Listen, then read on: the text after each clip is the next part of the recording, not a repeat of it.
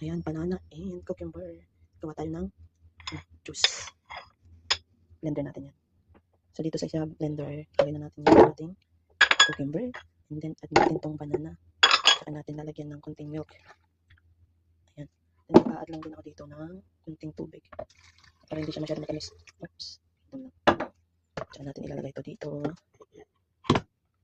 Ayun. Switch on natin. Ayan. Pero bago muna yan, kunin muna natin yung takip-takpan. Yeah. Set lang natin. Open. Set natin ng 1 minute and 56 seconds. On.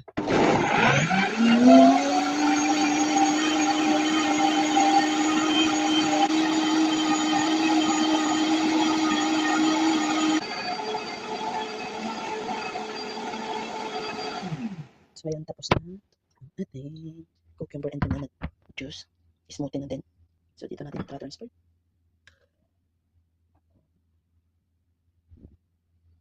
Oops. Yummy.